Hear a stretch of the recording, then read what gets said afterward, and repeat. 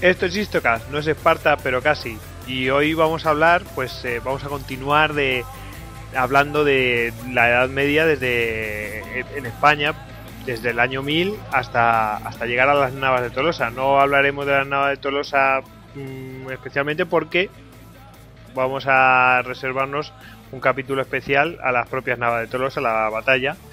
Y entre medias pues sucede de todo. Sucede que Castilla surge y llega a independizarse, primero como condado y después pues eso se independiza, y incluso surge el germen de Portugal, y Navarra realmente tiene su auge, y en fin, o sea, sucede un montón de cosas. Y para comentar todo ello, pues tenemos aquí a José Carlos, cómo no, nuestro experto en Edad Media, sobre todo en la Reconquista española. ¿Qué tal? Buenas noches, José Carlos. Hola, buenas noches. Bueno, tenéis experto sobre todo en dar brochazos, porque esta parte de la historia es tan densa y tan liada en cuanto a genealogías y matrimonios y consolidaciones de territorios, etcétera, que es complicado tratarlo en poco tiempo, pero lo que vamos a intentar es dar una idea, como siempre decimos, una idea general para que la gente, que no sepa mucho de lo que ocurrió en aquella época, coja el hilo y pueda un poco enterarse de más o menos de qué pasó durante tantos años, porque son programas en los que recorremos realmente siglos. Pero bueno, vamos a ver qué tal se nos da. Siglos y de todo, o sea, es un ir y venir, y como veremos, aquí hay varias idas y venidas. Hablaremos de integrismo, hablaremos de todo. Es que es un tema súper interesante. Y nos quedamos en el año 1000. Bueno, antes de nada vamos a dar la página en la que José Carlos, por ejemplo, hace unos días organizó una visita a la Nava de Tolosa para, en el 800 aniversario, rememorar lo que pasó aquellos días. ¿Qué tal? ¿Cómo fue la excursión? ¿Qué tal, José Carlos? Fue una maravilla y aún no tengo actualizada la página con las fotos de la excursión ni nada, porque como tantos palos tocamos que no da tiempo a cerrar los asuntos, pero la excursión fue una maravilla. Estuvimos allí, recorrimos el campo de batalla y estuvimos con todoterrenos recorriendo por la zona de Despeñaperros, reconociendo puntos estratégicos de las tropas donde pasaron las tropas cristianas y las tropas árabes, en el campo de batalla, etcétera. Una auténtica maravilla. La pena es que eso lo ha hecho muy poca gente y es una pena que tengamos esa parte de la historia tan abandonada, pero bueno, para eso estamos aquí. De todas formas, como antes ha dicho Goyo, intentaremos hablar de las Navas de Tolosa, dedicar un monográfico a las Navas después de ese capítulo del año 1000 a las Navas, que se titula de año 1000 a la Nava de Tolosa, o como le quiera titular Goyo, que es el que manda aquí. Y la idea es dedicarle un monográfico, además con la idea de que coincida más o menos con el 800 aniversario de la batalla, que es ahora el 16 de julio que quedan días para esa fecha tan importante.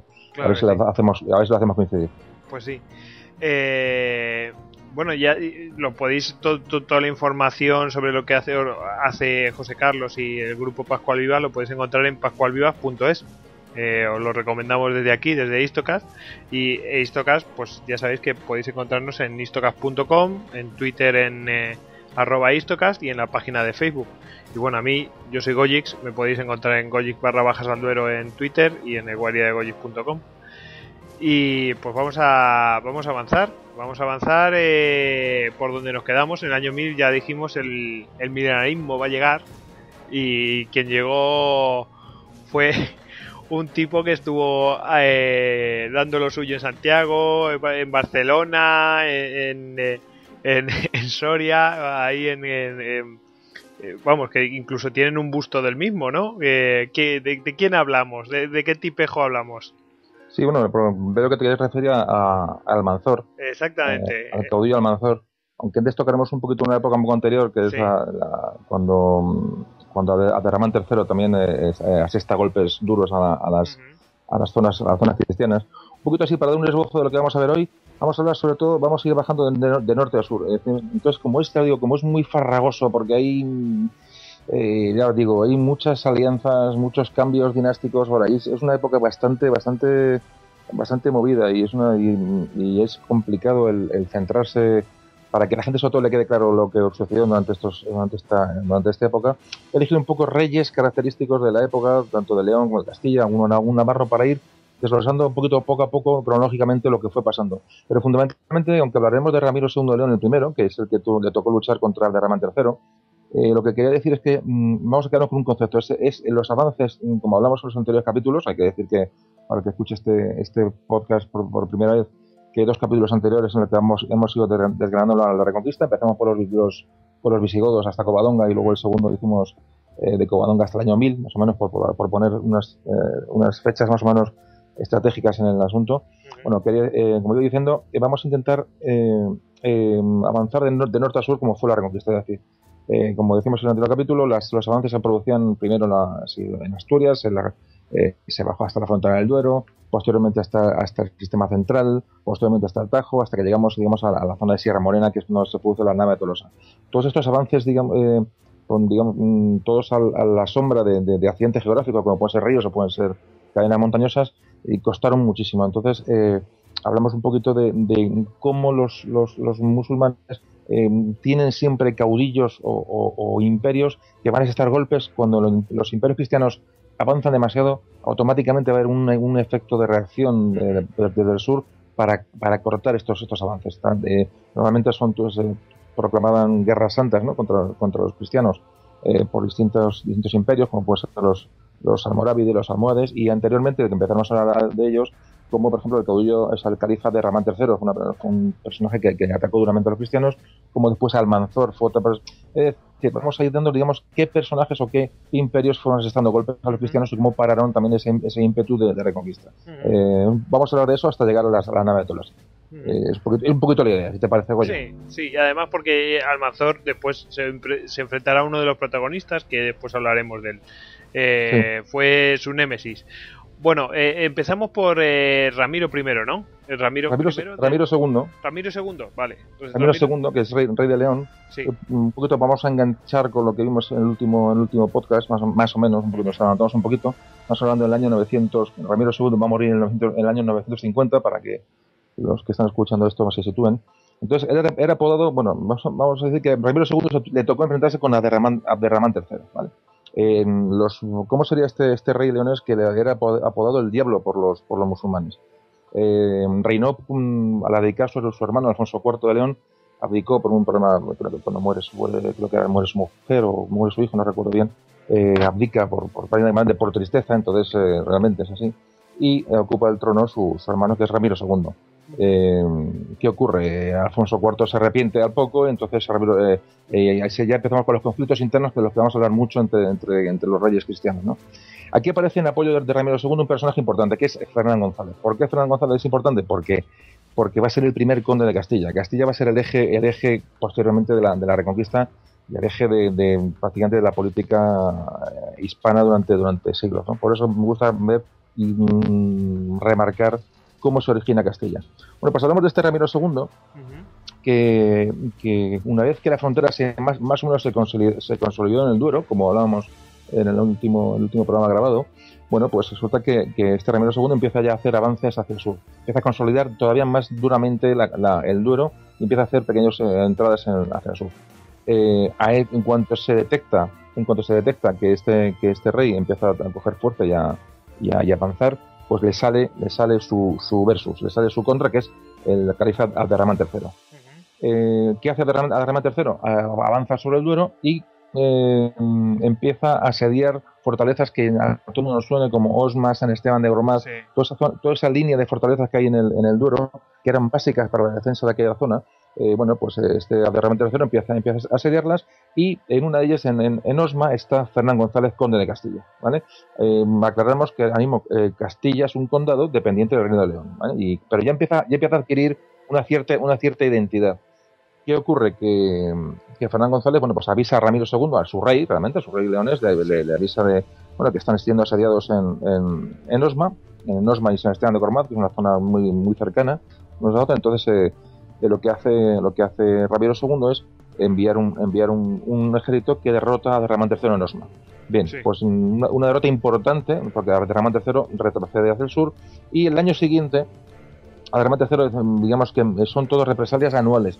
Estas represalias anuales, cuando hablamos de cronológicamente entradas y salidas o ataques sucesivos, siempre se suceden prácticamente un año después de otro. ¿Por qué? Porque se aprovechaban los veranos para hacer las incursiones. Claro. Esto, aunque todo el mundo ya lo conoce el tema, pero conviene remarcarlo. Todas estas cabalgadas, racias o entradas en territorio enemigo, tanto de árabes como de cristianos, se producen en verano, que es cuando, primero, el tiempo, no hay barro, los caminos o el intento de caminos no estaban embarrados, estaban más o menos transitables, y sobre todo había comida y había pertrechos en las zonas de invasión para poderse nutrir los ejércitos. Por eso siempre se hacían en verano todas estas incursiones. Por eso se va a hablar siempre de retirarse a los cuarteles en invierno, porque en invierno, sobre todo durante esta época, era prácticamente imposible combatir, aunque Almanzor se saltó esta norma y ha tocado en invierno, en verano, en otoño, en cualquier época. Pero bueno, ahora estamos hablando de Derramán III y su pugna con Ramiro II. Bueno, pues estamos en que es derrotado en Osma en el año 1933, y en el año 1934, justo en el año siguiente, Derramán III, que tiene una potencia increíble, lo que hace es montar otro ejército, monta otra racia. La palabra racia se refiere a entradas en territorio enemigo, sobre todo parte de los árabes, y llega hasta Pamplona. Toma Pamplona, y al regresar, arrasando la zona, regresa por Burgos, y hay un suceso en San Pedro de Cardeña, monasterio burgalés, donde asesina a 200 monjes. Esto está recogido por las crónicas. Es decir, eso es un personaje que va en serio, va a lo duro. Pero le espera, Ramiro II le vuelve a esperar en Osma, otra vez a su paso, y cosa que no esperó a Derramán III, y es nuevamente derrotado en la segunda batalla de Osma. Es decir, a Derramán III tenemos a un califa, por decirlo así, un poquito mosqueado con el rey Ramiro II de León. Sí. Bueno, pues tenemos el... oye, tú cuando quieras interrúmpeme, y me preguntas, me dices lo que quieras, yo que si no me lío tú ya sabes. No, perfecto, está súper interesante. Sí, que vale. De verdad, desconocía todo esto, la verdad. Bueno, pues pues seguimos con el tema de Ramiro II. Bueno, Ramiro II lo que hace ya es tocar la última tecla que de Derramán III, y es, digamos, mediante un pacto con el gobernador de Zaragoza, se hace con la ciudad de Zaragoza o la comarca de Zaragoza. Derramán III, que es un punto clave. Zaragoza siempre ha sido punta de lanza, como luego hablaremos, en las fronteras de la Reconquista, las fronteras de batalla. Veremos cómo, hablamos también en el anterior capítulo, cómo hay las fronteras, si no la imaginamos, siempre, según vamos hacia el oeste, la frontera baja, es decir, Castilla, Portugal, León, van bajando hacia el sur en su reconquista, pero luego la conquista, sube hacia el Duero, y entonces lo que hace es tomar la frontera, del Ebro. Es decir, hay una, si vemos un mapa imaginario, hay una curva, a la derecha, que va mucho más al norte. Es decir, la reconquista no baja de norte a sur de manera homogénea, sino que siempre, tiene una punta de lanza, que puede ser Zaragoza, tomado como referencia, que permanece de una manera constante en poder árabe. Y sí. También hay que tener un poco en cuenta esto para luego, para hablar de la importancia de los avances de un lado y de otro. Eso luego tocaremos este tema un poquito más concretamente. Bueno, el caso es que no me quiero enrollar, que tenemos mucho de lo que hablar. A Derramán III lo que llama es a la Guerra Santa, recurso de esta gente constantemente. Es decir, llama a la Guerra Santa y recluta a gente siempre del norte de África. Es decir, la famosa yihad. Es decir, Ramiro II es un grano que le ha salido, evidentemente, y ya se va a producir esta confrontación directa con Ramiro II y a Derramán III. Entonces vamos a hablar que a Derramán II desembarca en Tarifa con un ejército muy, muy potente, y se va a producir y va a subir hacia el norte en busca de las tropas de Ramiro II.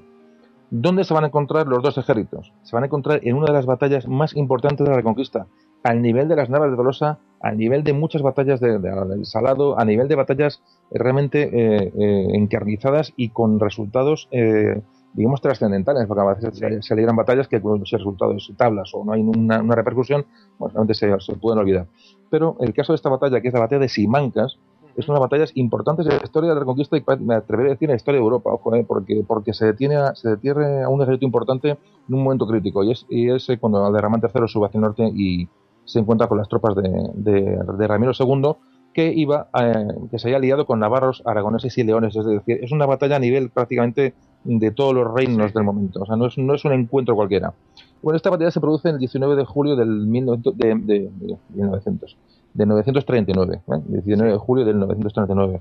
¿Por qué se sabe esta fecha con certeza? Porque hubo, en cuenta las crónicas, tanto cristianas como árabes, que el día previo a la batalla, o 2 días previos de la batalla, hubo un eclipse que causó una gran desconcierto en tanto en unos como en otros.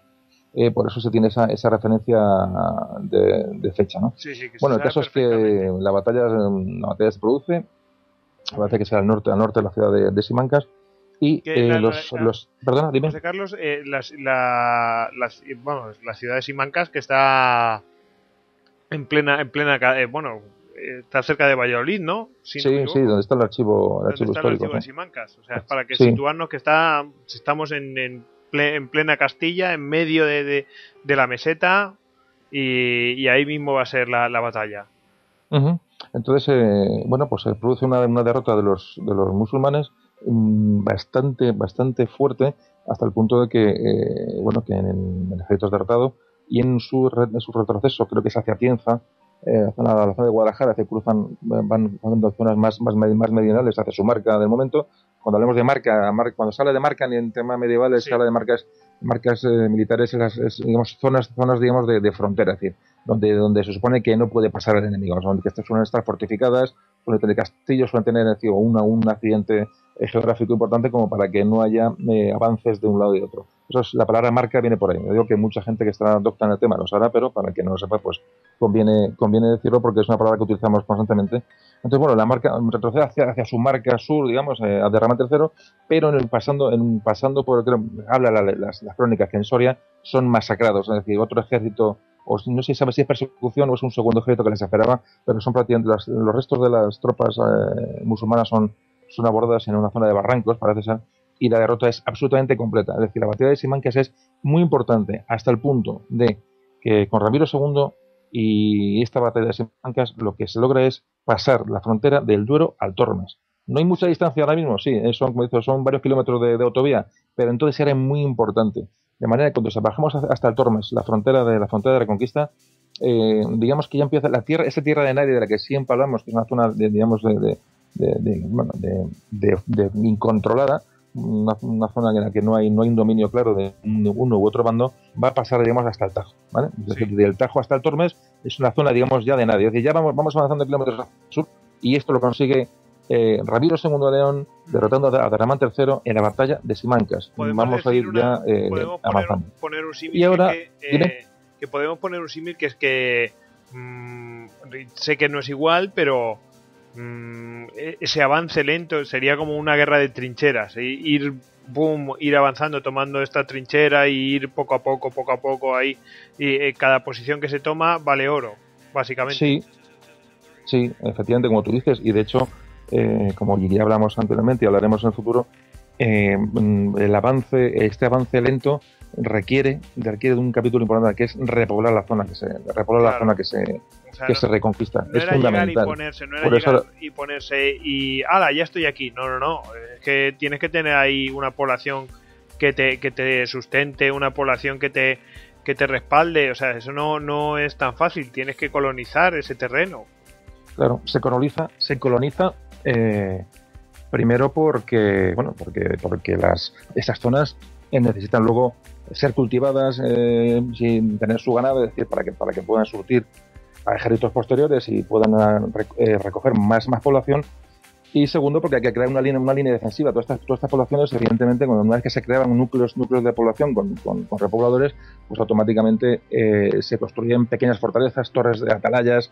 No hablamos de castillos, ojo, estamos hablando de algo mucho más débil, es decir, con pequeñas torres, incluso a veces ya cuando se empiezan a edificar iglesias, sobre todo románicas, esas iglesias románicas van a servir también de fortalezas. Es decir, como siempre decimos, un periodo durísimo. Y entonces en este aspecto de repoblación vamos a hablar de Fernán González. Fernán González es el primer conde de Castilla. ¿Por qué metemos a Fernán González con Ramiro II? Porque realmente Fernán González combatió en Simancas y estuvo muy al lado de Ramiro II en todos sus movimientos. Sí. Pero Fernán González se da cuenta de que Castilla... Perdona, dime. No, sigue. Ah, vale. Que me oigo mi voz y a veces me confundo. Bueno, Pues Fernando González lo que hace es, digamos, bueno, toma conciencia de que Castilla es un condado, es decir, es una zona, digamos, geográficamente muy delimitada, es punta de lanza del Reino de León, tiene frontera con Navarra, que también tiene muchos conflictos territoriales, y Castilla se nutre mucho de repobladores del norte, en muchas zonas. Hablaremos un día de Castilla exclusivamente, si Dios quiere esto sigue para adelante, como espero. Hablaremos un poco de Castilla como tal y cómo se formó Castilla, porque es muy importante, pero sobre todo Castilla es una zona de hombres de guerra, de hombres, siempre se habla de hombres libres, hombres de repobladores, hombres de frontera, ¿no? Que se nutren mucho en gran parte de gentes de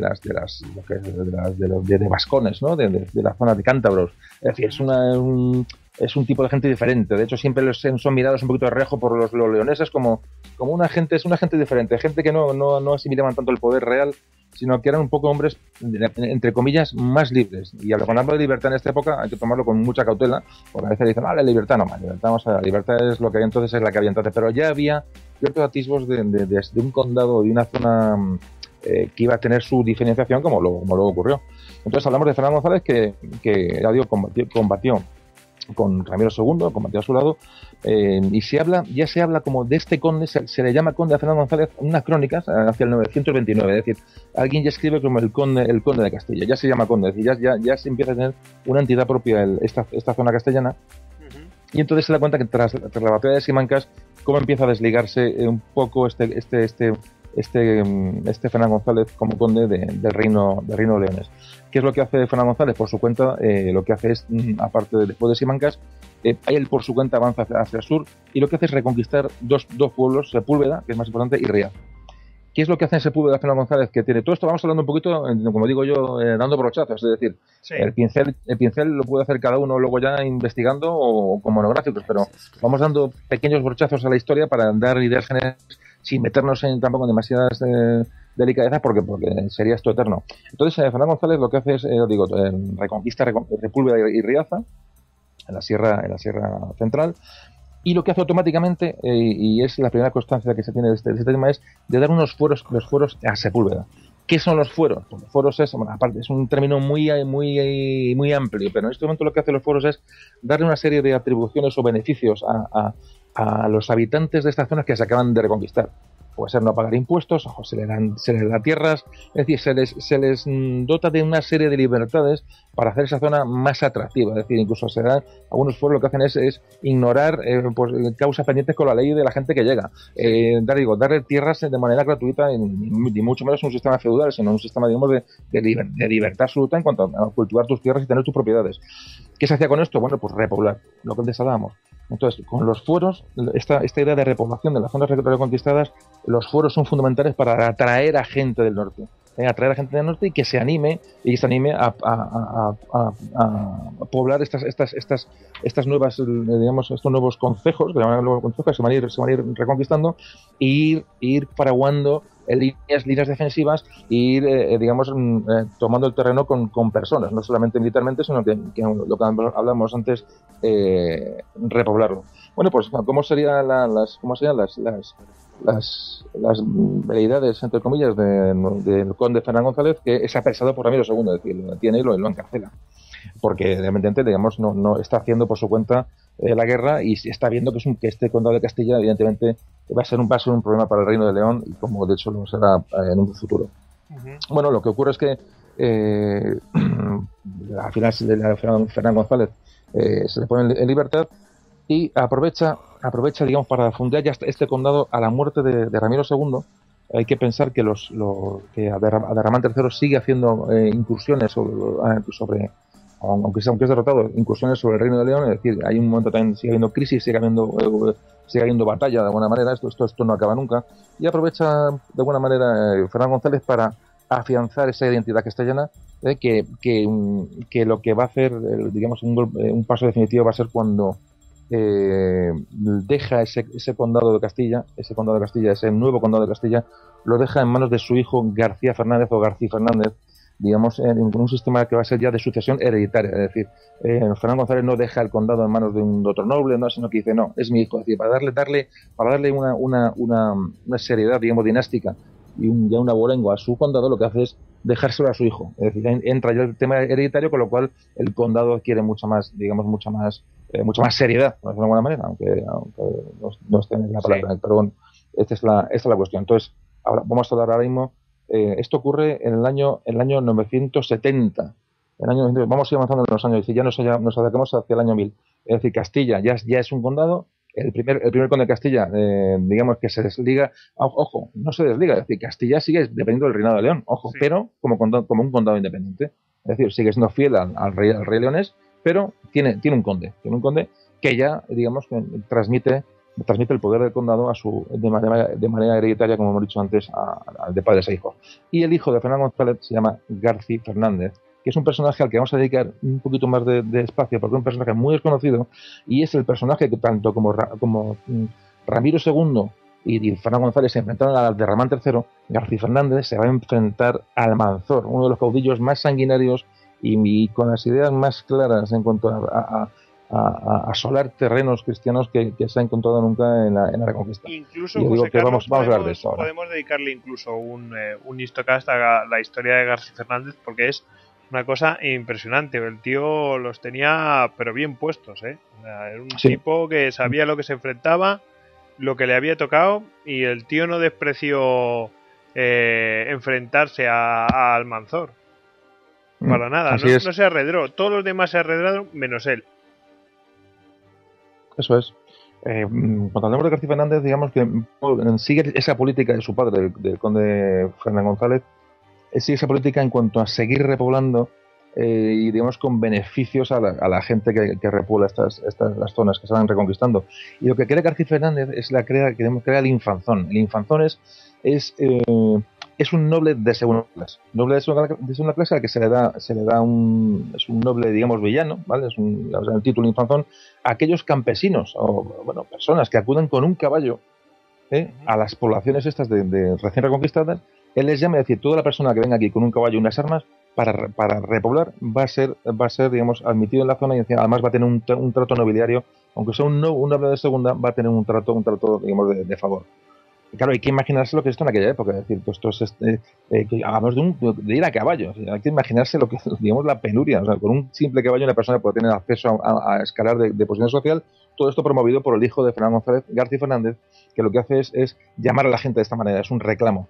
¿Qué ocurre? Bueno, pues que la nobleza leonesa, pues de alguna manera lo mira todo muy mala cara. Es decir, en Castilla se va, digamos, como punta de lanza del Reino de León y como gentes de reconquista y gente de frontera, empiezan a aislarse más de los reinos tradicionales, pues el de León, creando estos pequeños, estos concejos de hombres, cuando digo hombres libres es entre comillas, ojo, porque la real libertad en esta época no tiene nada que ver con lo que hoy entendemos por libertad, pero sí que se aproxima mucho a alejarse del sistema feudal que entonces en Europa medieval y Europa pues estaba en vigor, ¿no? Bueno, pues este García Fernández, que es el hijo de Fernán González, lo que hace es automáticamente, como su padre, es decir, ponerse a tocar las narices al personaje entonces, que es Almanzor. Almanzor, vamos a darle muy un baño por encima. Almanzor es un líder que lo que hace es dar un golpe en el califato. Es decir, cuando el califa que tenga que ser Hisam II, bueno, es un niño, entonces le toca reinar. Bueno, hay una serie de movimientos intestinos y guerras internas entre los posibles candidatos, ¿no? Que hay algo, es un tema un poquito complicado, no complicado, sino que nos dispardeamos mucho. Entonces Almanzor, que es una persona que lo que vemos es un sanguinario y aparte un trepa, realmente es lo que era, una persona con las ideas muy claras, provenía de la administración califal, es decir, era un chupaquintas, pero con las ideas muy claras. Lo que hace es aprovecharse, se mete en la corte del califa, medra, escala puestos y al final lo que hace es, digamos, hacerse con el poder total del califato de Córdoba. Lo que va a ser una dictadura va a durar más de 20 años. Es decir, Almanzor va a ser otro azote para los reinos cristianos durante el tiempo que va a estar al mando del califato. Bueno, pues pero se va a encontrar con García Fernández, afortunadamente, porque va a ser un poco el que le pare y bueno, si no lo llega a parar, digamos, va a acotar un poco los avances de Almanzor. Lo que hace es hay una serie también de problemas aquí entre Almanzor y un general suyo que era Galib. Hay una pequeña guerra interna entre Almanzor y este general, que era un general de prestigio del califato. García Fernández llega a apoyar al general Galib, y hay un enfrentamiento entre las tropas, digamos, de Galib y García Fernández, el conde castellano, con Almanzor en Atienza. Muere el general Galib en esta batalla. Y entonces aquí llega un momento en que ya digo, hablando un poco muy deprisa del asunto y saltando unas cositas, lo que pasa con García Fernández es que eh, se va a quedar solo. ¿Se va a quedar solo por qué? Porque, bueno, lo que es la zona de... Bueno, León es, la zona de León, la ciudad de León es saqueada. El rey de León tiene que huir hacia Galicia. Barcelona es saqueada. Bueno, cuando digo saqueada es con asesinatos. Es decir, las crónicas cuentan auténticas barbaridades y comenta Almanzor sobre estas zonas.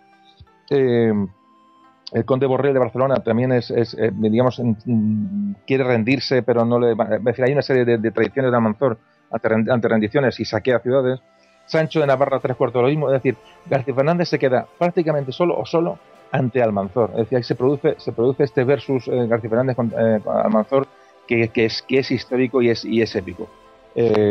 Bueno, pues vamos a situarnos en el año 989. Ya nos acercamos al año 1000. En el año 1989, Almanzor es rechazado de la ciudad de la fortaleza de Gormaz. Y en ese momento, cuando se produce este asalto a Gormaz, un hijo suyo, un hijo de Almanzor, deserta del ejército de Almanzor y, digamos, se pasa, no que se pase, sino que busca cobijo bajo el condado castellano de García Fernández. Sí. Bien, pues al año siguiente, en el 990, como antes hablamos, son ataques anuales. En el verano del 90, Almanzor vuelve a la zona norte, a la zona castellana, para en busca de su hijo. ¿Vale? Entonces, ¿qué ocurre? Pacta con García Fernández y dice, vamos a ver, yo, pacto contigo, no te ataco en 4 años, pero sí, en 4 años creo que es la tregua, pero tú me das a mi hijo a cambio. Entonces García Fernández le dice que acepta el pacto, pero que diciéndole que el hijo desertor, que le respete la vida y que no le haga. Almanzor le dice que sí, y el hijo es entregarse el hijo y ser asesinado por la Guardia de Almanzor. Hablamos en el minuto 1 de partido, que no le dio tiempo ni a decir a esta boca en mía. Poco a poco para darnos cuenta un poco de quién estamos hablando. El hijo Abdalá es asesinado pues, inmediatamente. José Carlos, ahí hay que decir que es que ya el historial de traiciones y de romper pactos de Almanzor era largo, porque ya la había liado en Barcelona y pues como has dicho antes, es que intentaban pactar y daba igual lo que pactaran, saqueaba y arrasaba, o sea, era papel mojado todo lo que pactaras con ese tío, o sea, es así. Pues Almanzor lo que era es especialmente sanguinario, era un dictador, por eso aquí los pactos yo creo que lo rompía todo el mundo, o sea, las cosas como son. Hay rotura de pactos por todos lados en terrenos cristianos, con las taifas, es decir, si uno lee un poco la historia, eran pactos muy débiles, y bueno, y a poquito que se forzara la situación, pues el pacto era roto, ¿no? Por envidias, por codicias, y bueno, es una época muy alterada. Entonces, pero bueno, esto de los pactos tenía su valor hasta cierto punto, pero se respetaban. Realmente se respetaban porque cuando se llegaba a una tregua, normalmente no era una tregua que interesara, era una tregua porque estaban los dos agotados. Es decir, después de años de luchas y de arrasar zonas y arrasar cosechas, todos necesitaban un descanso. Es decir, no puede estar combatiendo todos los años. Entonces esas treguas antes se hacían de mutuo acuerdo y solían tener su duración. Pero bueno, un poco ese comentario porque realmente por lo que uno lee y lo que uno empieza a investigar de esta época, los pactos no tienen demasiado valor. Lo que sí es cierto es que Almanzor era especialmente sanguinero. Una cosa es un ataque a una ciudad y tomarla, y otra cosa es matar a todo lo bicho viviente, de que es lo que hacía Almanzor, te digo, según las crónicas, sobre todo cristianas, que le ponían como un auténtico demonio, ¿no? Bueno, el caso es que bueno, en el año justo en el 994, que acaba la tregua con Almanzor, bueno, pues García Fernández, que es el único noble, vamos a ver noble, pues conde de Castilla, el único que le hace frente a Almanzor es el conde García Fernández, el único. En ese año, en el 94, lo que hace es en una serie de incursiones de Almanzor, pierde la ciudad de Clunia y San Esteban de Gormaz. Cuando hablamos de San Esteban de Gormaz y Osma, toda esta zona, si alguien tiene un poquito de curiosidad en ver dónde están e incluso visitarlas, que es una maravilla, son zonas, están al pie del Duero, al pie del río Duero, son ciudades fortificadas que fueron vitales durante mucho tiempo. O sea, se puede hacer una excursión muy bonita por aquella zona, más Goyo, que es de por ahí de Soria, lo conoce y vale la pena muy mucho. Que cuando vas por la carretera que pasa por el medio del pueblo, dices, joder, qué pueblo más feo, ¿no? O sea, así como suena, pero luego realmente sorprende. Vas ahí, subes un poquito para donde es el núcleo del pueblo, ves las iglesias que tenían y cómo tenían ahí cuevas y tenían de todo, y que vivían mirando al otro lado del río, a la loma que estaba enfrente del río, que era de donde venían pues el enemigo, que se les plantaba, a lo mejor amanecían con tiendas de campañas enemigas allí. Es que una cosa así. Es un viaje que recomendamos a cualquiera que le guste la historia es que la y frontera, viva en la zona centro y tal, que se acerque a... La frontera la tenían a 100 metros, que era el río. Es que es así, claro. literalmente es así. Claro. Que se acerquen, digo, esa zona, en San Esteban de Gormaz se ve claramente, en Osma, que está al lado, se puede aprovechar para ver Burgo de Osma y su catedral. Es un viaje muy bonito y muy interesante ver el románico de San Esteban de Gormaz. Y uno ve el río, ve San Esteban, ve Osma y se imagina lo que es la frontera del Duero. Ve Gormaz, la fortaleza de Gormaz. Sí. Eso es una maravilla de verlo. Es decir, se ve, uno sube la fortaleza de Gormaz y ve el río Duero abajo, que cómo serpentea, ¿no? Es como se ve la frontera del Duero de manera tan clara y es un viaje precioso. Y además, lo digo yo, se puede comer perfectamente en cualquier pueblo de aquello, se come bien y es un viaje que es corto. Y uno coge una idea muy clara de lo que fue la historia en aquella época. Vamos a aprovechar para decir que el castillo de Gormaz, la fortaleza de Gormaz, además de que domina, es que prácticamente domina la meseta en esa zona. O sea, es que ves la sierra, lo que llamaríamos la Sierra de Madrid, que en realidad es la Sierra de Segovia, ¿no? Ves eso y ves el límite norte también por la parte de Soria. Ves los dos límites, para que vean lo importante que era esa fortaleza y lo bien que se dominaba el territorio. Es una cosa tremenda. Y vamos, y hay que decir que también es, no sé si la segunda fortaleza más grande de toda Europa. Gormaz, de luego, de verdad, que el que quiera acercarse a la zona de Soria, el pueblo creo que es Gormaz, el pueblo, sí, que está cerca de la fortaleza. Ver esa fortaleza es una auténtica maravilla, que era una base de operaciones y era un punto estratégico vital para el dominio del Duero y dominio de unos y otros. De hecho, está en pugna constante hasta que los cristianos logran afianzar la posición allí, ¿no? Bueno, nos habíamos quedado ahí que habían conquistado San Esteban de Gormaz y... Bueno, hasta el punto llega el punto ya de que García Fernández es un grano ya no solamente para Almanzor, sino para sus propios correligionarios, ¿no? Es decir, los reyes cristianos dicen, bueno, este tío querían pactar con Almanzor, es decir, estaban tan agotados de guerrear y le tenían tanto miedo ya a Almanzor que lo que querían era pactar y ceder. Y el único que no cede es García Fernández, con lo cual se convierte en un estorbo para el resto de reyes cristianos, incluido su hijo, que le llega a traicionar porque no quieren seguir combatiendo, ven que eso es inútil, y como se verá, pues realmente la resistencia de García Fernández fue, digamos, salvó a Castilla un poco de ser arrasada, porque realmente siempre estuvo por allí. Almanzor, de alguna manera, yo creo que respetó aquella zona del condado de Castilla, y de hecho prácticamente no hizo incursiones en Castilla, y se metió hasta Pamplona, se metió hasta Barcelona, es decir, hasta bueno, llegó, como después de morir García Fernández, hablamos ahora de la muerte de García Fernández, llegó Almanzor hasta Santiago de Compostela. Es decir, ojo lo que significó aquello, que ahora lo comentamos. Bueno, el caso es que en el año 995, y me acuerdo muy bien de la fecha porque pusimos un monumento en nuestro grupo, yo también miembro del grupo, sí, en Soria, un monolito en memoria del conde García Fernández, que murió en el año 995, pues defendiendo, prácticamente abandonado por todos, quedó con un puñado de caballeros, un puñado de fieles, defendiendo la frontera del Duero. Y se cree que fue una pequeña escaramuza, porque no tuvo el nivel de batalla, en una zona que se llama Piedrasillada, donde hemos puesto ese monolito. Bueno, pues fue herido de muerte, no murió allí, pero fue trasladado enseguida los moros se dieron cuenta de que a quien habían herido, lo llevaron a Medinaceli y murió allí. Murió en Medinaceli, que era la capital de la marca musulmana de la época, de esa marca defensiva que antes hablábamos. Bueno, pues García Fernández fue llevado incluso a Córdoba. Alguien comentaba que se llevó su cabeza a Córdoba, no está certificado realmente, pero sí que su cadáver llegó a Córdoba como mostrarlo como un trofeo. O sea, hemos cazado al conde castellano que nos está dando la vara durante años, ¿no? Un trofeo y su cuerpo, ya digo, hablan que fue su cabeza, pero vamos a quedarnos con su cuerpo, fue exhibido en Córdoba y fue llevado allí, digamos, de alguna manera como respeto, es decir, cortar la cabeza a un combatiente y llevarla no era un tema de ridiculizar al combatiente, sino todo lo contrario, es decir, se llevaba su cuerpo o su cabeza como siguiéndolo, hemos cogido realmente a un guerrero, ¿no?, que nos ha dado guerra. Sí. Bueno, pues esa es la cuestión, y García Fernández muere, este conde de Castilla muere traicionado, incluso hablan de que también su mujer le traiciona, decía una serie de leyendas alrededor de García Fernández tremendas, que es abandonado por todos y muere prácticamente solitario defendiendo el Duero muy cerquita de San Esteban de Gormaz, entre San Esteban de Gormaz y Langa de Duero. Bueno, pues pues en el año 3 años después, la situación crítica en la cristiandad, sobre todo peninsular, es enorme, porque aparte de Almanzor, que hizo durante 20 y tantos años que estuvo en el poder, hizo 56 incursiones, 56 racias en terrenos cristianos, que se dice pronto, es decir, era un auténtico diablo para los cristianos.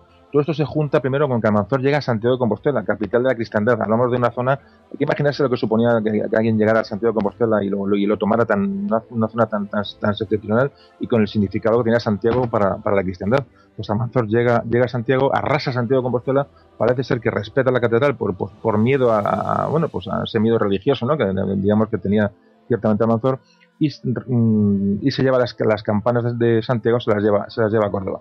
Esto sumado a que el año 1000 que se aproximaba, según el Apocalipsis de San Juan, hablaba de que después de 1000 años del nacimiento de Cristo se produciría el fin del mundo, ¿no? Bueno, todos este Almanzor, la rendición de los cristianos, la muerte de García Fernández, el asalto a la toma de Santiago de Compostela, todo esto junto creó un clima de terror enorme y de decaimiento general entre los cristianos, que se produce en torno al año 1000. ¿Qué ocurre? Afortunadamente para los cristianos, pues que Almanzor muere en el año 1002. Ya hemos sobrepasado el año 1000. Almanzor muere en Medinaceli, donde murió casualmente García Fernández. Y entonces alguien ha comentado, yo con esto acabamos con Almanzor, el famoso dicho dice de la batalla de Calatañazor, donde Almanzor perdió el tambor. Bueno, hay crónicas cristianas que hablan de que hubo una batalla. Hay una tradición oral sobre que se aliaron Sancho III de Navarra, el hijo de García Fernández, Sancho García, y Alfonso V de León, que eran los reyes en el momento. Parece que hicieron una alianza y buscaron a Almanzor en algún momento determinado. No se sabe si se encontraron en Calatañazor. No hay certeza del asunto, pero bueno, la tradición oral que siempre hablamos, que puede ser perfectamente válida, bueno, pues no vamos a quedar con que en Calatañazor pudo ocurrir algo. No sabemos si una derrota de Almanzor, pero pudo ocurrir algo. Bueno, el caso es que Almanzor muere a causa de una enfermedad natural. ¿Y qué ocurre? Pues es un dictador que había llevado todo tan de la mano que cuando él muere, digamos que reparte entre sus hijos el califato cordobés, y lo que se va a producir, digamos, la llegada de los primeros reinos de taifas. Es decir, después de esta dictadura de Almanzor, afortunadamente, como digo, para los cristianos, se va a producir un desmembramiento y una debilitación enorme del antiguo califato de Córdoba, porque lo que hace es disgregarse. Es decir, no hay un entendimiento, no hay un heredero que coja todo el territorio a la vez, y se va a producir un debilitamiento enorme del califato, del antiguo califato cordobés. Ya digo que es propiciado un poco por la muerte de Almanzor y bueno, lo que hizo durante su vida, ¿no? Uh-huh. Sí, eso cuando hay un líder que es muy poderoso, en cuanto desaparece, como lo ha llevado, como tú has dicho, tan de la mano todo, no ha dejado espacio para otro que le pueda suceder. Enseguida todo se parte, se viene abajo, y es lo que pasa ahí. O sea, se divide en el pastel. Veremos que también en los cristianos sucede una cosa parecida, pero luego se reconduce de una manera un poco truculenta, pero ya eso muy, muy, muy posterior. Podemos continuar, José. Vamos a ver. Bueno, pues vamos a meter otro, digamos, otra cuña, digamos, que vamos a hablar un poquito de Navarra. Vamos a hablar de Navarra porque en esta época, más o menos, va a reinar Sancho III el Grande en Navarra. Sancho III el Grande, que antes le hemos nombrado porque parece ser que participó en coaliciones con el hijo de García Fernández y con el rey de León. Sancho III el Grande de Navarra es un rey muy importante. Digamos, va a marcar el apogeo del reino de Navarra, que luego Navarra, digamos, siempre digo que no tuvo suerte, o no sabemos qué pasó en Navarra, porque realmente era un reino llamado a crecer más de lo que creció, para que estuvo entre León, luego Castilla, reinos aragoneses, pero sobre todo en Castilla y León, digamos le ensombrecieron bastante. Pero el personaje de Sancho III el Grande es fundamental de tocar porque es un rey navarro que llegó a tener, digamos, conquistó, bueno, después de las conquistas de Almanzor, de arrasar territorios, entre los condados, de lo que eran los condados aragoneses y condados de la marca famosa, la marca hispana, la marca hispánica famosa que hablamos en anteriores capítulos de Carlomagno, pues son los Pirineos, que luego dieron paso a los condados catalanes. Bueno, Almanzor lo que hace es arrasar prácticamente hasta el Pirineo. Deja aquello tan asolado que cuando reina Sancho III el Grande, hablamos del 1008, es decir, a muy poquito de la muerte de Almanzor, lo que hace es hacerse con aquellos territorios. No de manera violenta o poco, pero sí lo que hace es ampliar el reino de Navarra hacia el este y se mete en todos los condados, en lo que eran condados aragoneses en el Pirineo y condados bastante hacia el este. ¿Qué hace Sancho III el Grande? Se casa con la hija del conde Sancho García, es decir, que era hijo de García Fernández, que se casa con la nieta, con la nieta de García Fernández, correcto. De esta manera, ¿qué hace? Pues entronca el reino navarro con el condado castellano en franca evolución y en franca progresión, ¿no? En pugna con su reino, con el reino de León, al cual pertenecía. Bueno, el caso es que el hijo sucesor de el sucesor de Sancho García, Castillo, es asesinado en León, ¿vale? Entonces, digamos que Sancho III ocupó el condado de Castilla al estar casado con la hija del conde Sancho de Castilla. Es decir, sé que lo que he dicho no me entero ni yo casi, es que la gente menos, pero el caso es que Sancho III, al estar casado con una hija de un conde castellano, y al morir un hijo de este, para que iba a casarse en León, lo que hace es, al morir este, digamos que no ocupa, sino que se hace cargo del condado de Castilla. Realmente Sancho III tiene una visión muy unificadora. Y prácticamente no conquista nada por las armas. Hay que pensar que en aquella época el condado de Castilla, ese pequeño condado de Castilla, ya tenía, incluía gran parte de Burgos, Palencia, ya incluía Álava y Vizcaya. Ojo que ya empezaba a crecer, y el condado de Castilla ya no era un condado pequeño, sino que poquito a poco y con pequeños avances tanto al sur, tomados a los árabes, y hacia el este a Navarra y hacia el oeste a León, poco a poco ese condado se iba expandiendo, pero de una manera muy lenta, pero tomaba cada vez más fuerza. Bueno, el caso es que este Sancho III de Navarra, la idea de Sancho III el Grande es la idea de unidad de los reinos cristianos. Este rey lo que intenta es en medio de un apogeo de Navarra, no está obsesionado por la codicia territorial, ni mucho menos, sino que este rey lo que hace es se hace con territorios, pero siempre con una idea de unidad, es decir, siempre con una unidad de unidad de la cristiandad, porque se da cuenta de lo importante que son los Reinos Unidos frente a ahora mismo un debilitado enemigo musulmán, porque, como hemos dicho, prácticamente empiezan a la muerte del Almanzor, comienza la disgregación, la atomización del reino musulmán, y comienzan las taifas. Muy importante Sancho III, por eso le he nombrado aquí, y ya digo, y sobre todo marca un poco el apogeo territorial y de poder de Navarra. Bueno, el caso es que Sancho III sí se apodera de una zona un poco en litigio con el reino leonés, digamos hace cargo del condado de Castilla, y se apodera de una parte del territorio leonés, en las cercanías del río Pisuerga. O sea que ahí hay una pugna grande entre navarros y leoneses, interceden los obispos tanto de León como de Navarra, y llegan a un acuerdo, digamos territorial. Bueno, pues entonces Sancho III lo que hace es, como decimos, es intentar aglutinar los reinos cristianos bajo su influencia. Va a morir en el año 1035 Sancho III el Grande. Bueno, y tuvo en su mano lograr la unidad política, la unidad territorial de los reinos que él dominaba, porque realmente dominaba, digamos, desde Galicia, prácticamente lo que es Galicia, lo que es la zona hoy de Lérida, para que la gente se haga una idea. Es decir, dominaba toda la franja norte, una extensión enorme, sin no dominarla de una manera, militar o tal, sí con influencias de pactos y alianzas matrimoniales, acuerdos políticos. Es decir, fue un rey muy importante, tuvo tener un sentido muy europeo, es decir, de abrirse al otro lado de los Pirineos.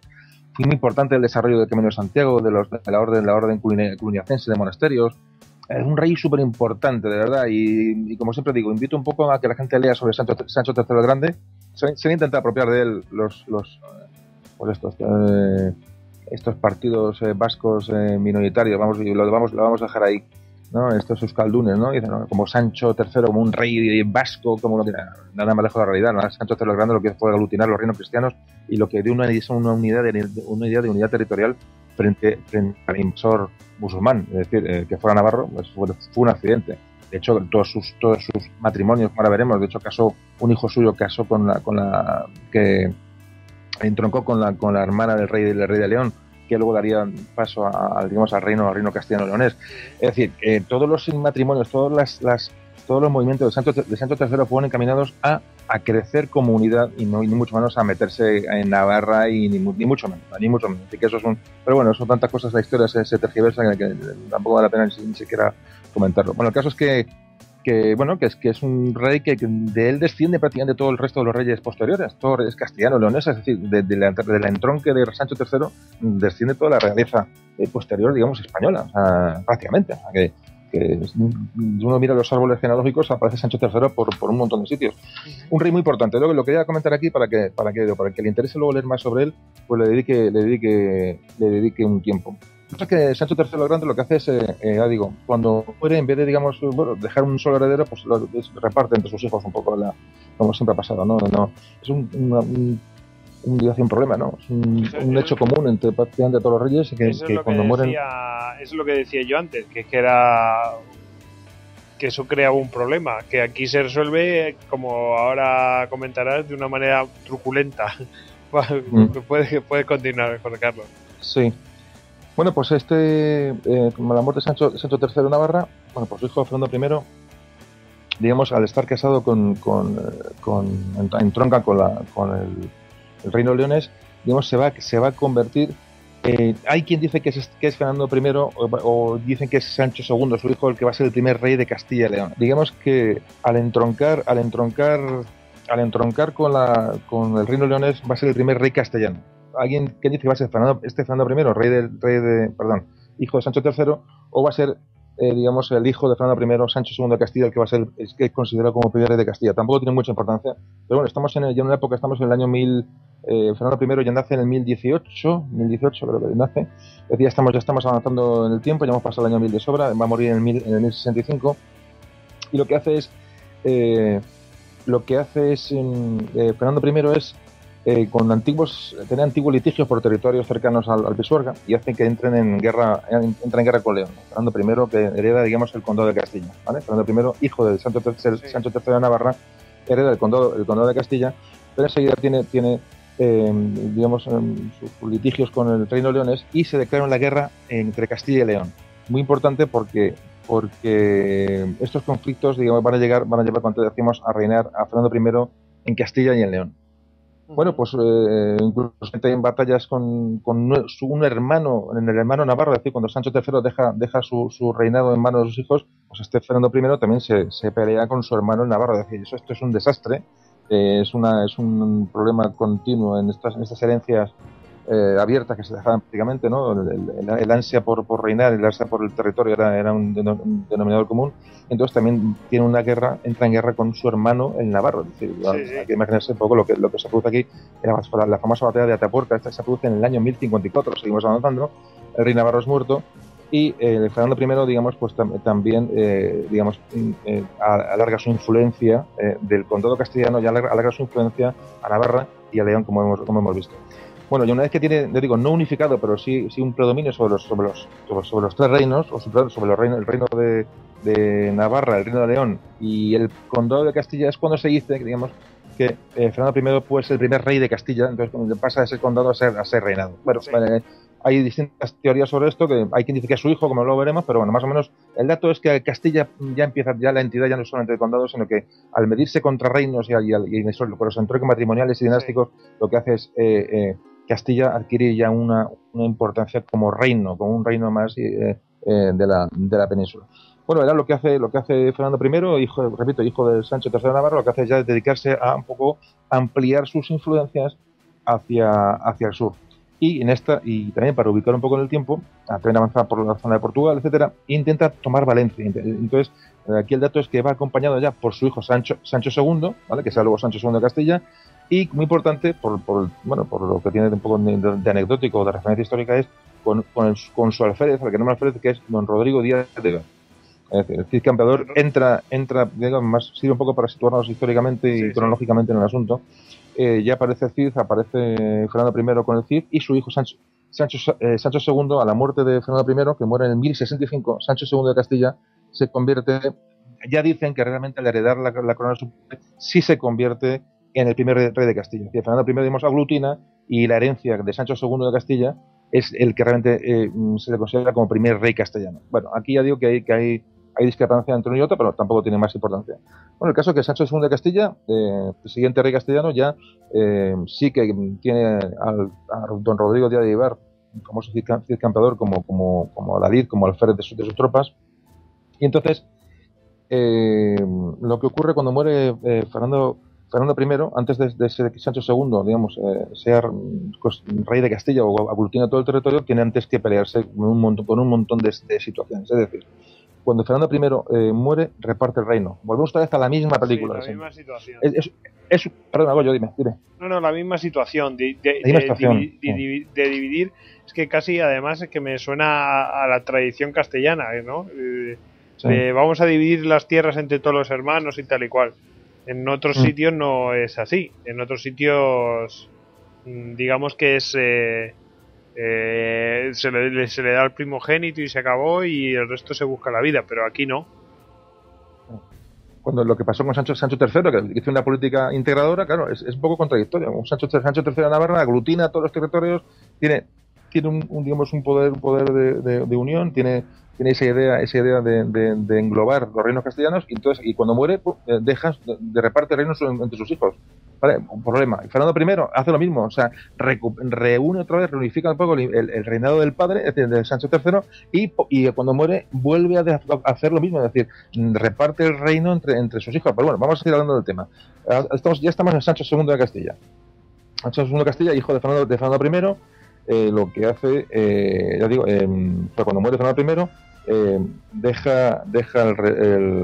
reparte el reino entre sus hijos. ¿Qué hace? Pues dejar a Sancho, Sancho de Castilla, le deja el condado de Castilla. Y muy importante, ya empieza a dar, hay que fijarse un poco ya lo que supuso porque luego entronca con otro tema, lo que supuso, digamos, la caída del Almanzor y las taifas, que se debilita de una gran forma la zona musulmana. De tal manera que hay que fijarse, cuando muere Fernando I, reparten sus hijos de la siguiente manera. A Sancho le deja Castilla y la taifa de Zaragoza. Es decir, la taifa de Zaragoza no que le deja el territorio, sino le dejaba, digamos, los impuestos de Zaragoza. A Alfonso le deja León y los impuestos de Toledo. A su hijo García le deja Galicia y los impuestos de Sevilla y Badajoz. Y a su hija Urraca le deja la ciudad de Zamora. Es decir, bueno, eso es un poco aparte, pero entre sus tres hijos varones, lo que reparte los reinos de Castilla se deja Sancho, el León Alfonso y Galicia García, pero además del reino le deja los impuestos o las regan parias, ¿no? sobre las taifas musulmanas, para que se dé cuenta un poco del predominio en ese momento cristiano sobre la zona musulmana. Bueno, pues entonces, muere Fernando I, comete el mismo error del padre, y cuando digo error, ¿no? La política de la época, es decir, dejan de sus hijos, y entonces, ¿qué ocurre? Como primogénito, Sancho siempre está pensando que él le tiene que haber correspondido heredar los territorios del padre, de Fernando I. Entonces, con esa idea va a estar siempre. Bueno, el caso es que Sancho, el hijo de Fernando I, lo que siempre era el primogénito, y él pensaba que él tenía que haber heredado por derecho los territorios del padre, y con esa idea crece, digamos. Entonces, ¿qué ocurre? Enseguida va a haber problemas entre los hermanos, es decir, enseguida Alfonso, rey de León, y Sancho, ya digamos rey de Castilla, ya se le considera rey de Castilla, no conde, y tiene aquí un poco la diferencia de matiz, pues destituyen por las armas a su hermano García de Galicia, y se reparten el reino, se reparten digamos, Galicia entre ellos, de alguna manera, y firman la paz entre ellos. Ya se han quitado un hermano del medio.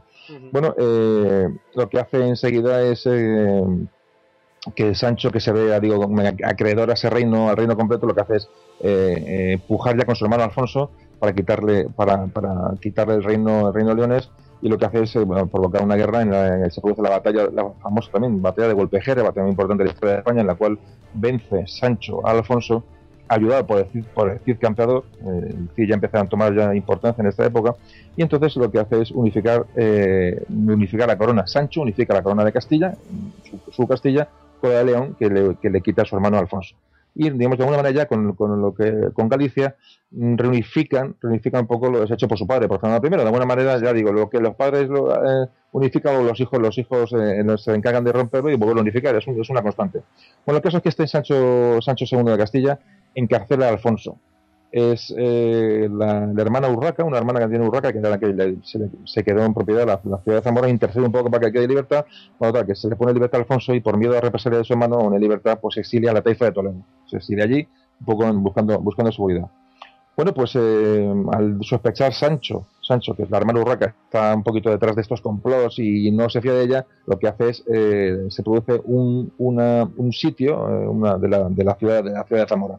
Aquí es donde se produce el famoso hecho del asesinato del rey Sancho II. Es decir, se cuentan las crónicas que cuando está asediando la ciudad de Zamora, donde está su hermano Urraca, y para ya acabar con todo, unificar el reino por completo, de que Urraca se la quiere quitar en medio, lo que hacen, dicen las crónicas, que alguien le dice que hay un desertor de la ciudad de Zamora que sale y le va a indicar dónde están los puntos flacos de la muralla, y le acompaña al propio rey a este hombre, que es el famoso Bellido de Olfos, y le asesina al lado de las murallas de Zamora. Ya digo que es una crónica que todo el mundo conocerá un poco, que le gusta la historia del famoso Bellido de Olfos. Bueno, pues esto ocurre con Sancho II de Castilla. ¿Qué ocurre?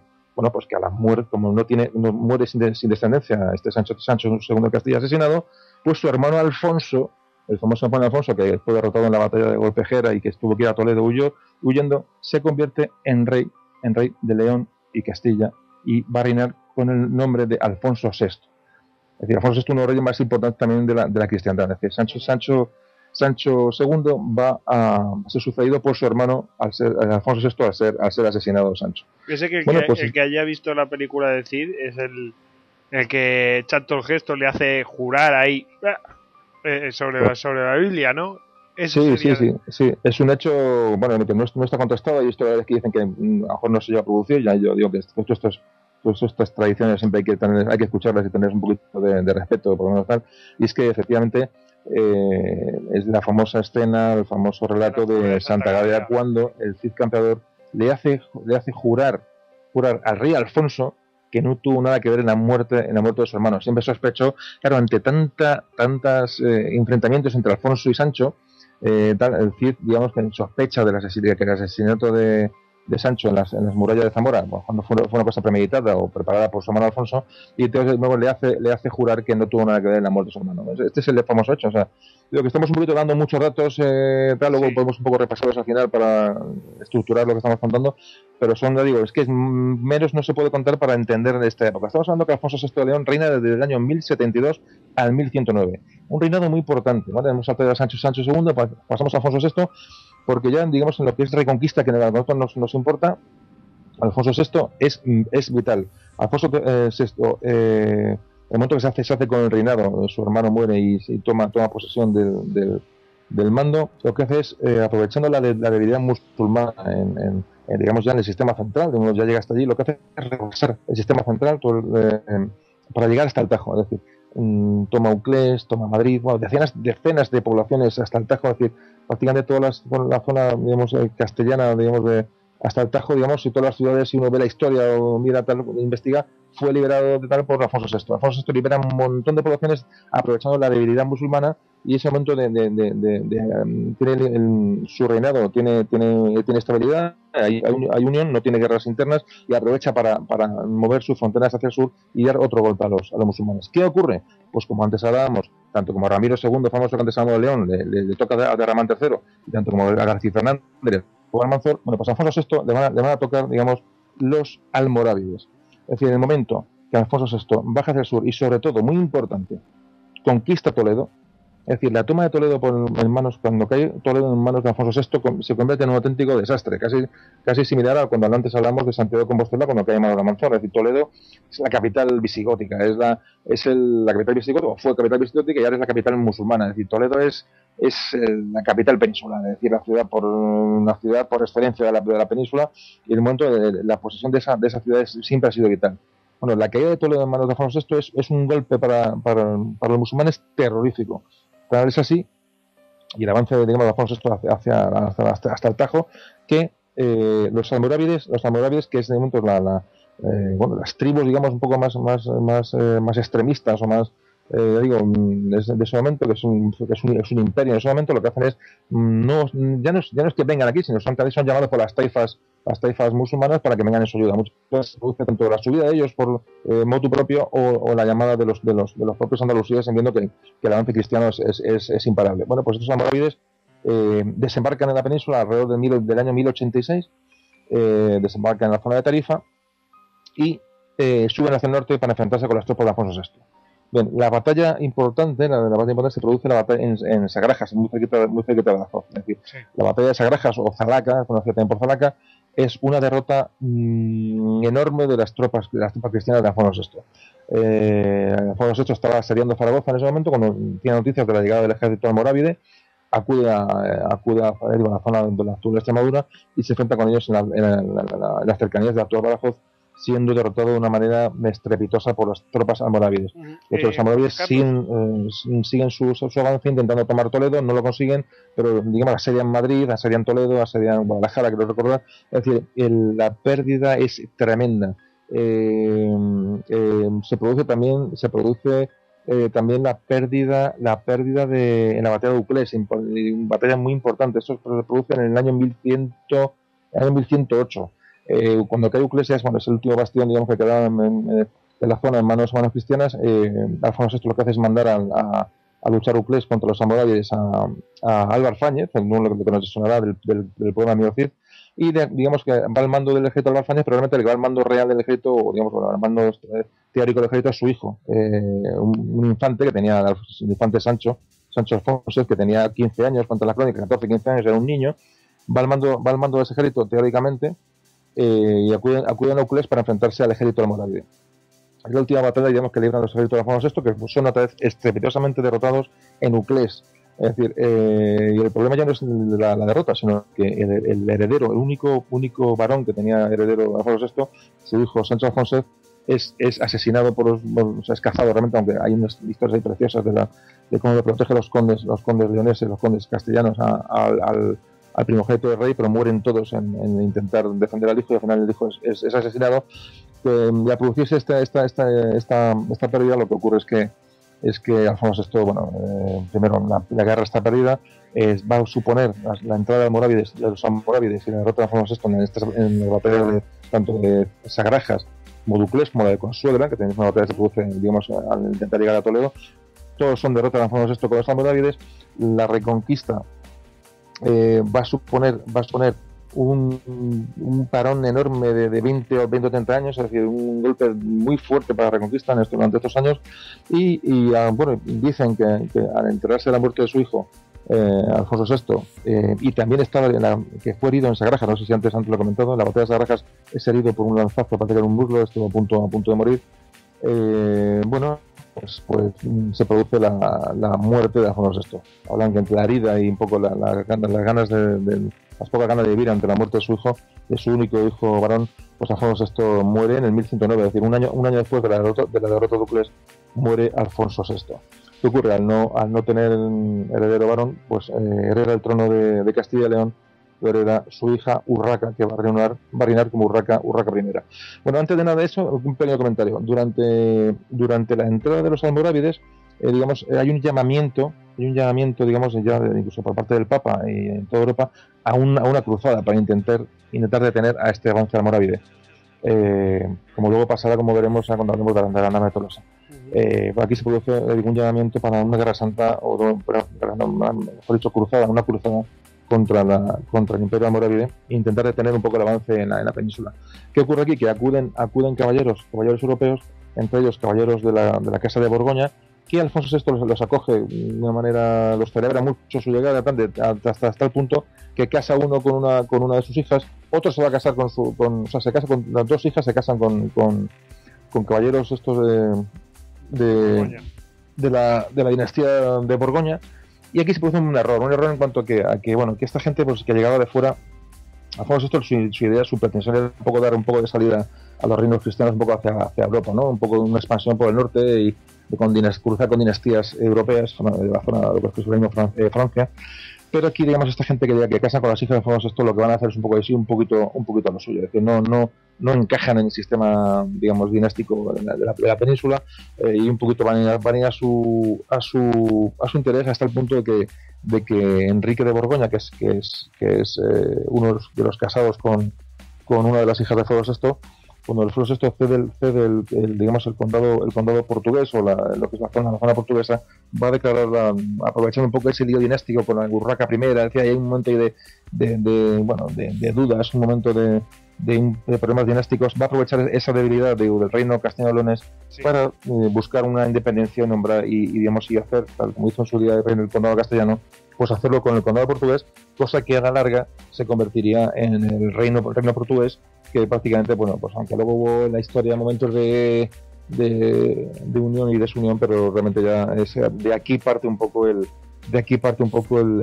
desmembramiento del reino del condado portugués en ese momento del reino leonés y castellano, un poquito causado por la entrada de estos de estas dinastías extranjeras o externas a lo que era hasta entonces las casas de los reyes cristianos, ¿no? Bueno, y ocurre esto, pues pues ya digo, un poco contado como anécdota, que la gente un poco vea un poco de dónde sale todo esto es un poco lioso, yo lo entiendo, pero ya digo que vamos dando un poco flashes para darnos cuenta de por dónde vamos avanzando. Bueno, pues muere Alfonso VI y nada, y bueno, lo siguiente, como decimos, reinó su hija Urraca I, que se casó con un caballero de Borgoñés, o Borgoñón, y bueno, y fruto de este matrimonio entre Urraca I y Raimundo de Borgoña, pues van a hacer el siguiente rey castellano-leonés, que es Alfonso VII. Bueno, Alfonso VII, que ya va a ser, digamos, es el primer rey que pertenece ya a la casa de Borgoña. Cuando hablamos de la casa de Borgoña, es una casa importante que luego va a tener su trascendencia en la historia española, es decir, que le tocaremos en posteriores episodios. Pero bueno, este Alfonso VII ya se llega a nombrar por las crónicas, la historia se nombra como emperador de las Españas. Es decir, ya tiene un poder importante y un control sobre los reinos, digamos ya un poco ya de una manera no unificados, pero sí con un control bajo su mandato importante. Y Alfonso VI, bueno, va a casarse, para hacer una idea, se va a casar con Berenguela, que es hija del conde de Barcelona. Más o menos en esta misma época, la hija Petronila, que es hija del rey de Aragón, se casa con Ramón Berenguer IV, que lo que va a unir, digamos, a Aragón con el condado de Barcelona, y es importante esta unión porque va a darle más fuerza al reino lo que es conocido como el reino aragonés. ¿Por qué comento estos dos casos de matrimonios, digamos, de un lado y otro? Porque existe en esta época ya una extraordinaria interacción entre los 5 reinos españoles, es decir, el reino de Portugal, León, Castilla, Navarra y Aragón. Aragón que ya empieza a fundirse con los condados catalanes y va a ser uno solo. Es muy importante porque ya empezamos a hablar de una unidad de los reinos cristianos, aunque luego seguiremos con problemas internos, pero ya estamos en una mezcla de un sistema de matrimonios y etcétera, que va a dar ya origen a una unidad, digamos, de reinos cristianos, la famosa España de los 5 reinos, que son los que van a coger fuerza de cara a la campaña de la nave de Tolosa, como veremos en el siguiente programa que grabemos. Bueno, el caso es que, comentado esto un poco, apostillando esto, Alfonso VII lo que hace, una vez que tiene controlado un poco, tiene controlado su reino personal, su zona la tiene en calma, se dedica, como todos, pues a atacar al sur. Es decir, vamos a seguir reconquistando, vamos a seguir avanzando, y en el 1139, ya estamos en el año 1139, ya hemos avanzado bastante, reconquista, por ejemplo, Coria, reconquista Jaén, llega hasta Córdoba, es decir, vuelve Alfonso VII, da otro golpe de mano hacia el sur. ¿Y qué ocurre? Pues que a lo mismo que antes, la respuesta desde el sur, desde los musulmanes, es el envío de tropas, esta vez por parte de lo que es del Imperio Almohade. Es decir, el Imperio Almorávide ha decaído y son sustituidos por los almohades.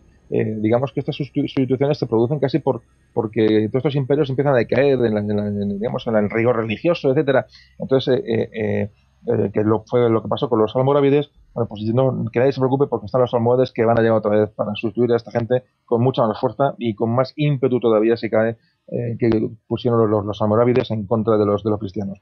También son, como siempre decimos, son llamados por las taifas peninsulares, pero cuando llegan estas tribus del norte de África, que son todos bereberes o en zona de Rif, etcétera, lo que hacen es instaurar, o sea, esa fe extrema, ¿no? Y entonces lo que hacen es los musulmanes peninsulares acabar hasta el auténtico gorro, tanto los almorávides como los almohades, pero es lo que ocurre. Es decir, el imperio, ya no hablamos de califatos, hablamos del imperio, son imperios. A los almohades es un imperio, se extendía prácticamente hasta Trípoli, y hay que imaginarse todo el norte de África, y entró en la península. Tiene un imperio muy potente, y todo bajo la llamada, digamos, de la Guerra Santa contra los cristianos.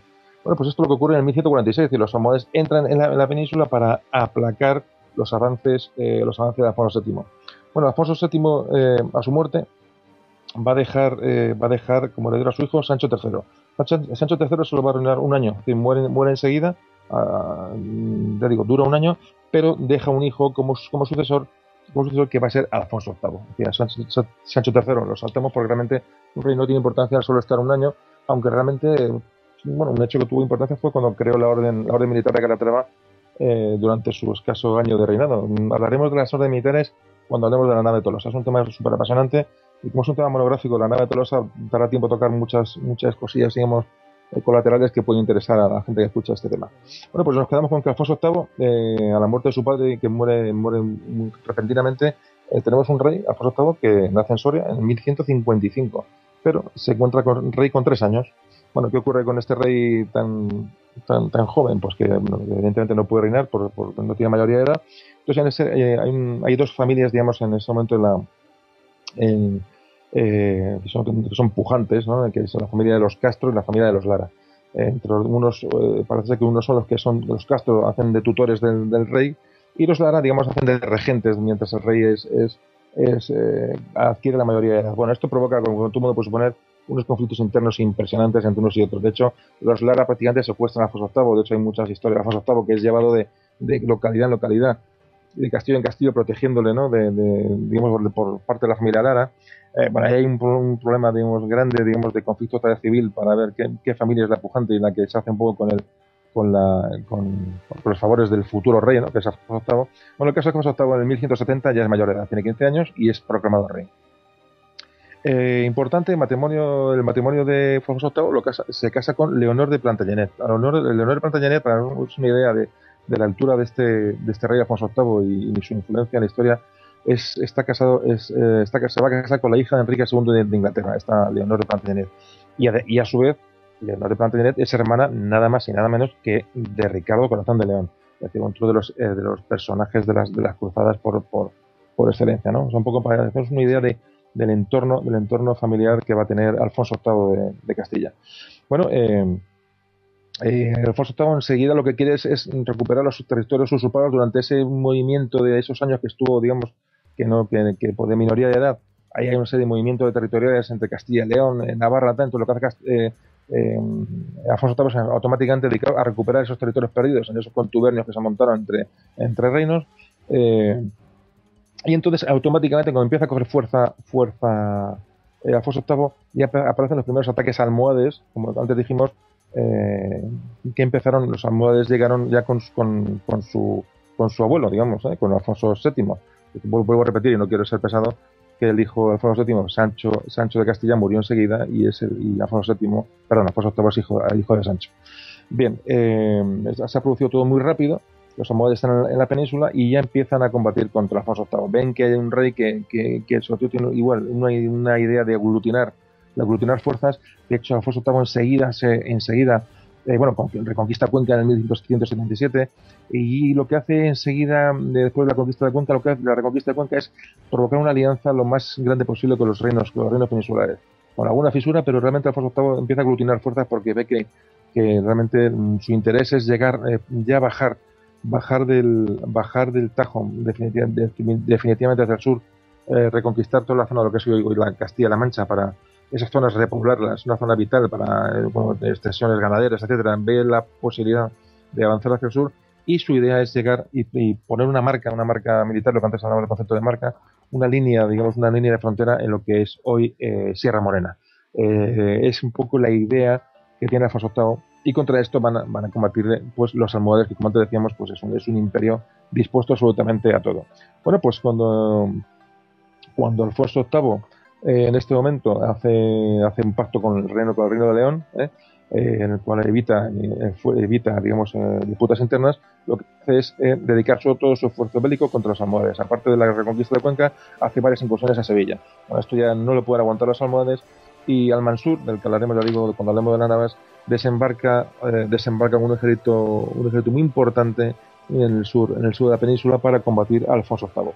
Bueno, Alfonso VIII con su ejército castellano exclusivamente, aunque tenía pactos con leoneses, aragoneses y navarros para combatir a los almohades, pues se dirige hacia la localidad de Alarcos, que está en la actual muy cerquita de Ciudad Real, donde se está construyendo un castillo.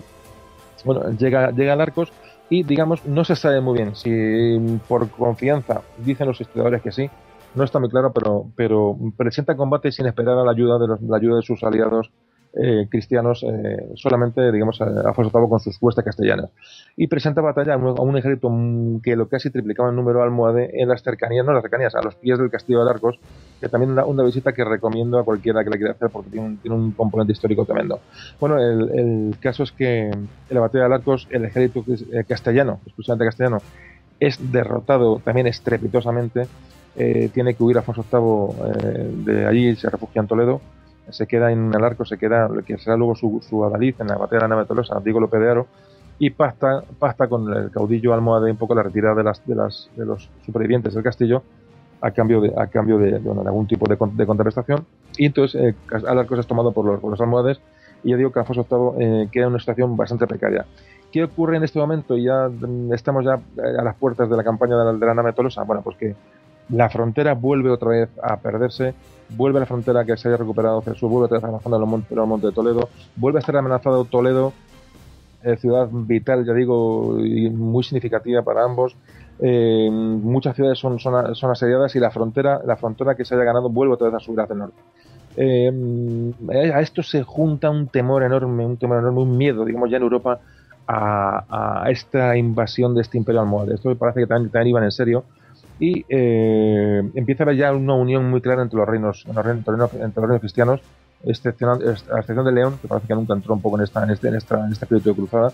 Pero, por ejemplo, Aragón, donde ya reinaba Pedro II, sí tiene intereses para tener una unión con Castilla, en cuanto a que los almohades, en el momento que avanzaron después de la batalla de Arcos, conquistaron las Islas Baleares, que era un peldaño para la expansión de Aragón por el Mediterráneo. Es decir, los almohades pegan un golpe fuerte, y ya digo, no solamente se queda en la península el golpe, sino que trasciende Europa porque evidentemente la amenaza almohade, en un momento que podía rebasar ciertas fronteras de la península, podía afectar a lo que es a la cristiandad europea en general, y se proclama, digamos, una cruzada en Occidente. Lo mismo que había una cruzada en Jerusalén, pues el Papa Inocencio III proclama una cruzada contra el imperio almohade en la península ibérica.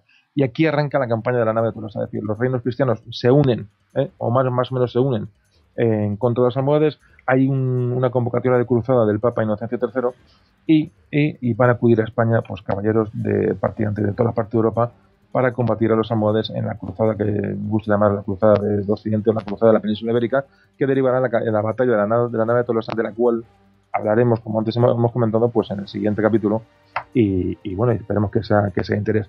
Esto que hemos comentado hasta ahora, yo sé que ha sido un poquito farragoso, hemos hablado de mucha gente, hemos hablado de Ramiro II, rey de León, que luchó contra Abderramán III. Hemos hablado del primer conde de Castilla, Fernando González. Voy a repasar un poco conceptos que me gusta que queden claros. Fernando González como primer conde de Castilla, y que era una Castilla incipiente, que era ya como condado. Los fueros, esos hombres libres, ¿no?, que hablamos de la zona castellana, que van a provocar que el reino de Castilla luego sea como tal.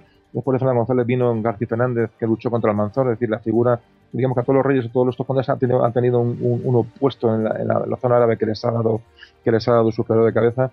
Hemos hablado luego de Alfonso VI con los almorávides, lo hemos hablado de Alfonso VIII con los almohades. Es decir, un poquito repasar el concepto de todos estos reyes que hemos tomado como referencia para hablar de estos años, y el concepto sobre todo de avance, como antes hemos dicho al principio, por zonas geográficas muy concretas, y lucha siempre contra a un avance cristiano se sucedía una respuesta contundente desde el sur. Eso es lo que tiene un poco la idea, ¿no? Que puede ser Abderramán III, puede ser Almanzor, pueden ser los almorávides, o pueden ser los almohades.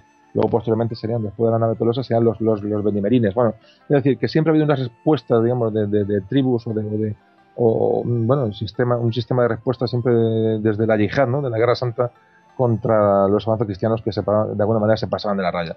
Bueno, es un poquito el concepto de la Reconquista, y hemos ido muy rápido, hemos hablado de muchas cosas.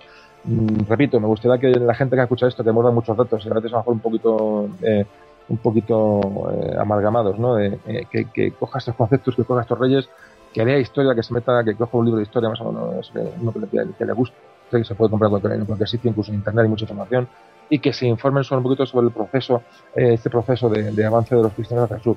Y una cosa que no quiero olvidar es que, digamos, algún comentario que hemos recibido sobre estos podcasts, algunos me han comentado, hablan del Reino de Aragón, tal, vamos a ver, no hemos especificado mucho sobre el Reino de Aragón, porque está creando una unidad entre Aragón y los condados catalanes. Es decir, como antes decía, la Reconquista aún lo tenemos en el norte, en Zaragoza. Es decir, ahora va a empezar a bajar de Zaragoza, y después de las Navas aparecerán personajes como, por ejemplo, como sonará Jaime I el Conquistador.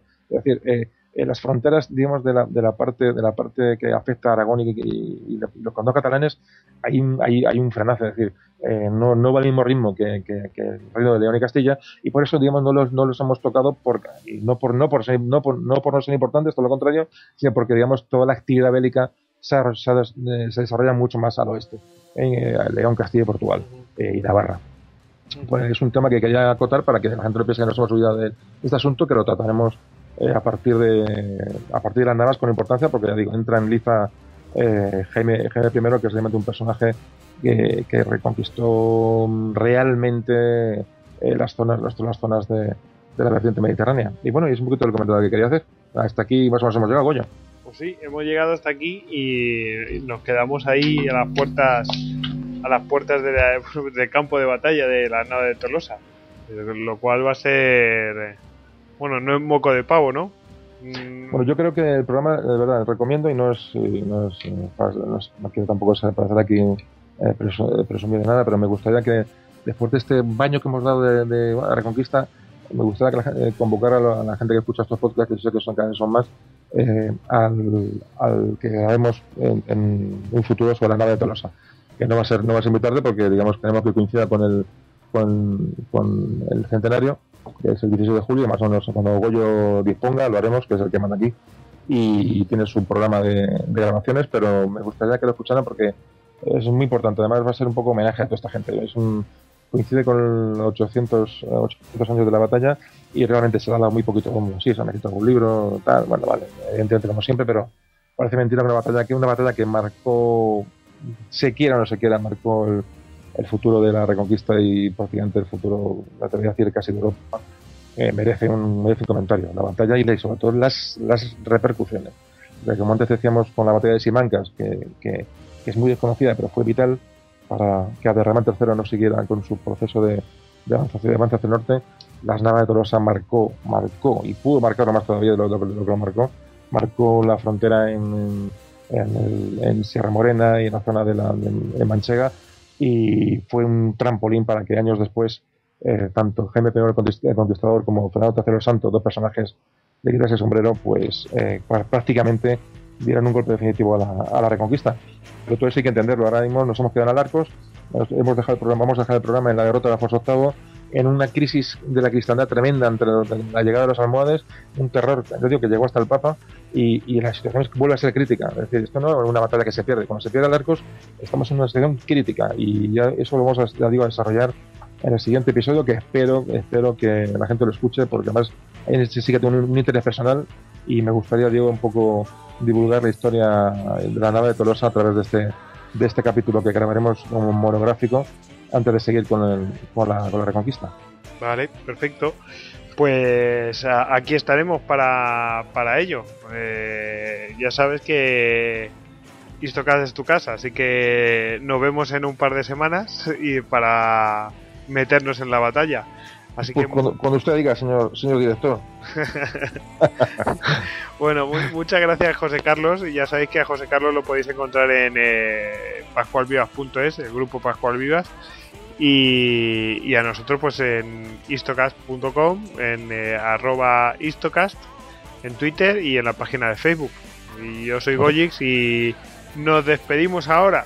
y que espero que hayáis disfrutado de este Histocast, que yo creo que es muy interesante, porque realmente hemos hablado pues de la creación de Castilla, de cómo se dividen, cómo se juntan, de los contraataques, cuando se aparecen los reinos de taifas musulmanes. Ya hemos hablado de Almanzor, bueno, que hemos hablado de los enemigos de todo, hemos hablado de todo, casi de duelos al sol, ¿no? Que podríamos hablar, ¿no? De duelos al sol entre Almanzor y García Fernández, y de Ramiro II con Abderramán III, en fin, una cosa tremenda. Sí, hemos hecho un montón de versus. A lo mejor hemos condensado mucho en un solo programa, pero yo creo que ha quedado más o menos. Si alguien tiene un poco de paciencia y lo escucha, pienso que le va a quedar más o menos claro. Y sobre todo, gracias a ti por tu paciencia y por tu dedicación, que yo sé que esto te lleva tu trabajo. Nada, hombre, nada. Pues nada, vamos a despedirnos. Vamos a decirle adiós a todos los oyentes. Venga. Todos buenas noches y nos vemos en las naves de Tolosa. Sí. Venga, Semper Fidelis.